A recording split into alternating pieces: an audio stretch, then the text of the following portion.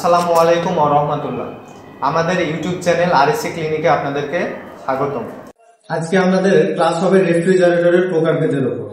Refrigerator কত প্রকার এবং কি কি সেটা নিয়ে আমাদের আজকে ক্লাসটা হবে। আবাসিক যে রেফ্রিজারেটর আছে, এই রেফ্রিজারেটরকে আবার তিন ভাগে ভাগ করা হচ্ছে। কয় ভাগে? তিন ভাগে। আবাসিককে ভাগ করা হচ্ছে আবার তিন ভাগে।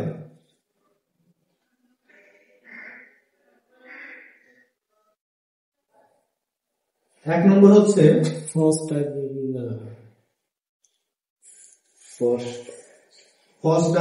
রেফ্রিজারেটর। দুই নম্বর হচ্ছে defrost type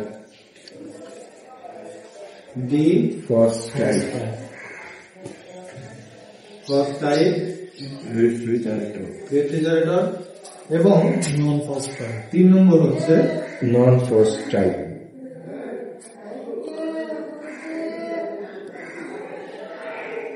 নন frost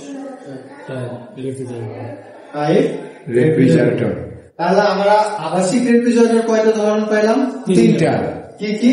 frost type, defrost type এবং non frost টাইপ রেফ্রিজারেটর। এখন দেখেন, নন ফ্রস্ট টাইপ, ফ্রস্ট টাইপ এবং ডিফ্রস্ট টাইপ যে রেফ্রিজারেটর গুলো আছে, এগুলোকে নন ফ্রস্ট কেন বলা হচ্ছে, ফ্রস্ট কেন বলা হচ্ছে এবং ডিফ্রস্ট কেন বলা হচ্ছে, এটা তো একটা কারণ আছে, তাই না? তাহলে দেখেন যে আমাদের ফ্রস্ট টাইপ রেফ্রিজারেটর বলতে কি বোঝাচ্ছে?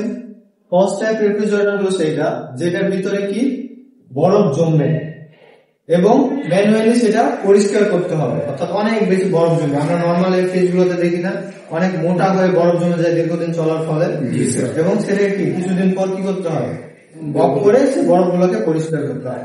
তো যেটাতে বরফ জমবে এবং ম্যানুয়ালি হাত দ্বারা আমাদেরকে পরিষ্কার করতে হবে, সেটা হলো ফ্রস্ট টাইপ রেফ্রিজারেটর।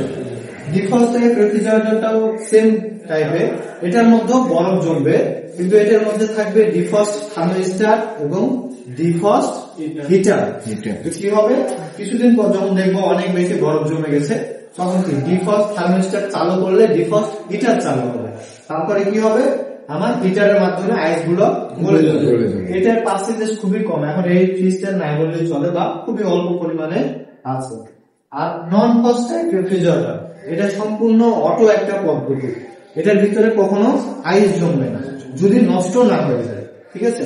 এটার ভিতরে টাইমার লাগানো আছে, থার্মোস্ট্যাট লাগানো আছে, হিটার লাগানো আছে, ফ্যান লাগানো আছে, সেন্সর লাগানো আছে। সেগুলো কি করবে, আমার আইস জমা যখন শুরু হবে তখন হিটারকে চালু করে দিয়ে সে অটো কি করবে, আইস গুলোকে গলায় ফেলবে। তার ফলে এটা যদি নষ্ট না হয়ে যায় আমাদেরকে কি করতে হবে না, আইস জমে গেছে অনেক বেশি, সেটাকে পরিষ্কার করার প্রয়োজন পড়বে। বুঝে গেছে? বুঝছেন সবাই? জি স্যার। আচ্ছা, তাহলে এই কয়টা হচ্ছে কি রেফ্রিজারেটরের প্রকারভেদ। দেখেন আমরা কি পাইলাম, তাহলে রেফ্রিজারেটর প্রধানত পাইলাম দুই প্রকার।